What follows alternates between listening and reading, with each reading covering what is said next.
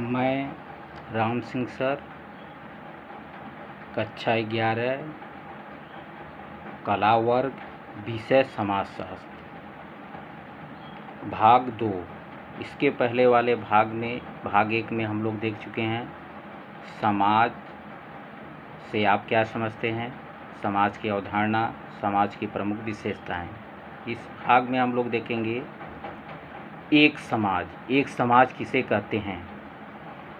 प्रसिद्ध समाजशास्त्री मेंजर के अनुसार एक समाज मनुष्यों का ऐसा समूह समझा जा सकता है जो कुछ सामान्य कार्यों में चेतन अवस्था में भाग लेते हैं। तो इसके देखेंगे मेंजर ने क्या कहा कि जब मनुष्यों का ऐसा समूह जो कुछ सामान्य कार्य में चेतन अवस्था में भाग लेते हैं उसी को क्या कहा जाता है, एक समाज।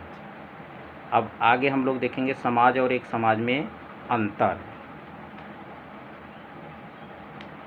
समाज और एक समाज में क्या क्या अंतर होते हैं। पहला देखेंगे समाज अमूर्त अवधारणा है जबकि एक समाज मूर्त अवधारणा है। तो इस तरह से अमूर्त का तात्पर्य यहाँ पर है कि जो दिखाई नहीं देता, मूर्त का मतलब जो दिखाई देता है, जिसको हम देख और छू सकते हैं वह मूर्त होता है, जिसको देख और छू नहीं सकते वह क्या है, अमूर्त है। अगला जो अंतर देखेंगे, समाज सामाजिक संबंधों की व्यवस्था का नाम है जबकि एक समाज व्यक्तियों का एक झुंड होता है। अगला जो है समाज सामाजिक संबंधों के कारण जटिल होता है जबकि एक समाज क्या होता है, सरल होता है। माने यह जटिल होता है, यह क्या होता है, सरल होता है। अगला जो अंतर हम लोग देखेंगे, क्षेत्र की दृष्टि से समाज विस्तृत है, एक समाज संकुचित है। माने यह जो समाज होता है वह बहुत विस्तार पूर्वक होता है, यानी विस्तृत क्षेत्र में होता है, जबकि यह संकुचित क्षेत्र में होता है। एक समाज देख लिए, समाज और एक समाज में अंतर देख लिए। अब हम लोग देखेंगे समाज को समझने के विभिन्न दृष्टिकोण। समाज को समझने के विभिन्न दृष्टिकोण निम्न हैं जो इस प्रकार हैं। सबसे पहला प्रकार हम लोग देखेंगे वह है व्यक्तिवादी दृष्टिकोण। व्यक्तिवादी दृष्टिकोण व्यक्तिगत समस्याओं के समाधान तक ही सीमित होता है। इसके अंतर्गत व्यक्ति अपने निजी जीवन और स्थानीय वातावरण के अनुसार सीमित ज्ञान के आधार पर ही अपनी समस्याओं को सुलझाने का प्रयत्न करता है। वर्तमान में व्यक्तिवादी दृष्टिकोण को सही नहीं माना जाता। देखेंगे व्यक्तिवादी दृष्टिकोण किसे कहते हैं। व्यक्तिवादी दृष्टिकोण के बारे में केवल व्यक्ति जब अपने लाभ हानि के विषय में सोचता है या अपनी व्यक्तिगत समस्याओं को सुलझाने का प्रयत्न करता है तो ऐसे दृष्टिकोण को व्यक्तिवादी दृष्टिकोण हमारे केवल व्यक्तिगत समस्या लाभ हानि के विषय में जिसमें सोचा जाए तो वही क्या कहलाता है, व्यक्तिवादी दृष्टिकोण। अगला जो दृष्टिकोण है वह देखेंगे हम लोग, वह है समूहवादी। यह दृष्टिकोण इस मान्यता पर आधारित है कि समाज के रूप में सामाजिक संबंधों की व्यवस्था का संबंध व्यक्तिगत हितों से न होकर जनहित में मुद्दों से अधिक होता है। इसका तात्पर्य है कि समूहवादी दृष्टिकोण यह मानता है कि व्यक्ति की तुलना में सामूहिक अंतर्क्रियाओं अथवा सामूहिक जीवन का महत्व अधिक है। देखेंगे जो व्यक्तिवादी दृष्टिकोण था वह केवल व्यक्ति अपनी समस्याओं के अपने लाभ हानि के विषय में, जबकि समूहवादी पूरे समूह के विषय में, जब उनके पूरे समूह के लाभ हानि के विषय में जिसमें सोचा जाए, विचार किया जाए तो ऐसे दृष्टिकोण को हम लोग समूहवादी दृष्टिकोण कहते हैं। वह केवल अपने इसमें हित को न देकर पूरे समूह के हित के बारे में सोचा जाता है और पूरे समूह के हित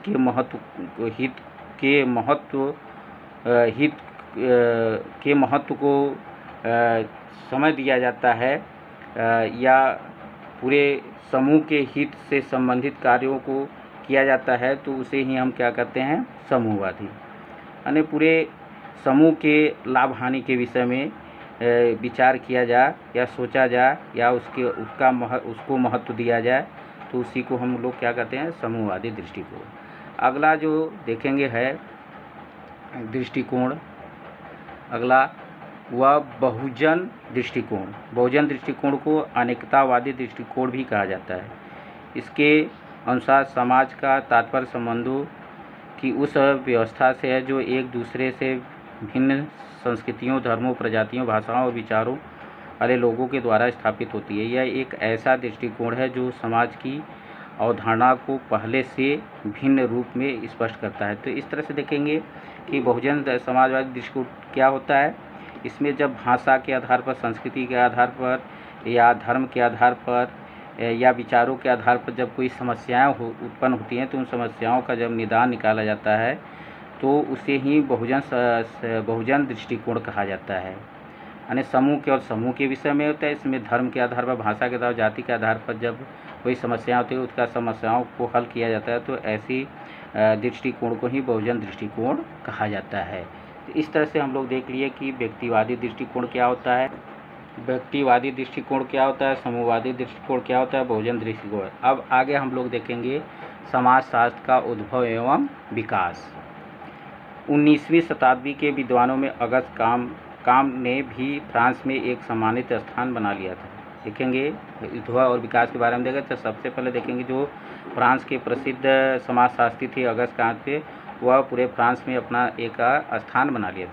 उन्होंने एक ऐसे सामाजिक विज्ञान की रूपरेखा बनाना शुरू कर दी जिसके द्वारा सामाजिक जीवन की वार्षिक दशाओं को अधिक प्रगतिशील बनाया जा सके। यानी सबसे पहले जो अगस्त कांते थे उन्होंने सामाजिक विज्ञान की एक ऐसी रूपरेखा तैयार की जिसके आधार पर सामाजिक जीवन को और प्रगतिशील बनाया जा सके। उन्होंने अपने नए सामाजिक विज्ञान को सामाजिक भौतिकी का नाम दिया। जो वह नया सामाजिक विज्ञान का रूपरेखा तैयार किए थे उसको उन्होंने जो अगस्त कांते थे क्या नाम दिए, सामाजिक भौतिकी नाम दिया।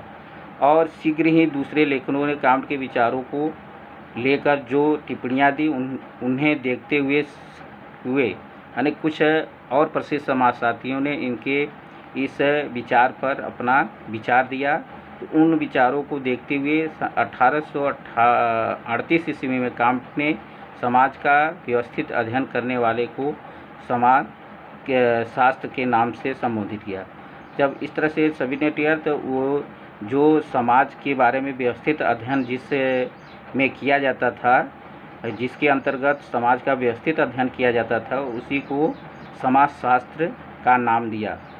और इसी कारण कांट को समाज का जनक कहा जाता है। इसीलिए देखेंगे जो कांट थे उनको समाजशास्त्र का जनक कहा जाता था, क्योंकि उन्होंने सबसे पहले वह सामाजिक भौतिकी नाम दिए, लेकिन कुछ समाजशास्त्रियों ने फिर टिप्पा टिप्पणी करके के विचारों में और संशोधन किए और फिर धीरे धीरे 1838 में कांट ने उस को समाजशास्त्र का नाम दिया जो समाज का व्यवस्थित अध्ययन करता था, जिसके अंतर्गत समाज का व्यवस्थित अध्ययन किया जाता था उसे समाज। इसी कारण उनको समाजशास्त्र का जनक भी कहा जाता था। तो इस तरह से हम लोग देख लिए समाजशास्त्र का उद्भव एवं विकास। आगे हम लोग देखेंगे भारत में समाजशास्त्र का विकास। 20वीं शताब्दी के शुरू में भारत में जब नई शिक्षा व्यवस्था का प्रचार होना शुरू हुआ तब सामाजिक विज्ञानों के साथ समाजशास्त्र को विकसित करने की ज़रूरत महसूस की जाने लगी। तो इस तरह से देखेंगे इसका विकास भारत में किस तरह से हुआ। जब नई शिक्षा व्यवस्था का प्रसार हुआ तो सामाजिक विज्ञान के साथ समाजशास्त्र को भी विकसित करने की ज़रूरत समझ में आने लगी। फलस्वरूप सबसे पहले सन 1919 में बम्बई विश्वविद्यालय में समाजशास्त्र के एक अलग विभाग की स्थापना की गई। सबसे पहले जो समाजशास्त्र का अध्यापन किया गया सबसे पहले कहाँ पर, 1919 में बम्बई विश्वविद्यालय में। इसके बाद देखेंगे 1919 में बम्बई विश्वविद्यालय में समाजशास्त्र के लिए एक अलग विभाग की स्थापना की गई। स्वतंत्रता के बाद समाजशास्त्र की लोकप्रियता तेज़ी से बढ़ने लगी। भारत में समाजशास्त्र को प्रतिष्ठित करने तथा इसे विकसित करने में G.S. घुरिये, राधाकमल मुखर्जी, श्रीनिवास आदि ने प्रमुख योगदान किया। तो इस तरह से हम लोग देख लिए कि समाजशास्त्र का उद्भव और विकास कैसे हुआ। और उद्भव और विकास के बाद भारत में समाजशास्त्र का विकास कैसे हुआ। 20वीं शताब्दी में जब नई शिक्षा व्यवस्था लागू हुई तो उनमें सामाजिक विज्ञान के साथ साथ समाजशास्त्र को भी विस्तृत करने का ज़रूरत महसूस किया गया समाज के लिए।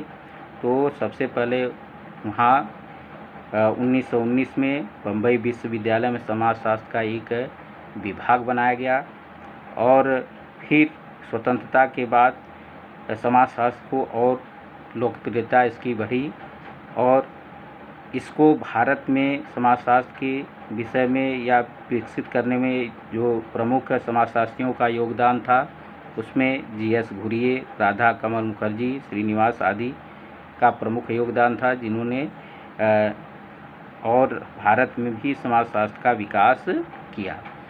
तो इस तरह से इस वीडियो में हम लोग इतना ही देखें कि एक समाज किसे कहते हैं, समाज और एक समाज में अंतर क्या है और समाज को समझने के लिए कितने दृष्टिकोण, व्यक्तिवादी दृष्टिकोण, समूहवादी और बहुजन दृष्टिकोण और समाजशास्त्र का उद्भव विकास और भारत में समाजशास्त्र का किस तरह से माने विकास हुआ उसके बारे में अध्ययन कर लिए। अब अगले वीडियो में आगे हम लोग अध्ययन करेंगे।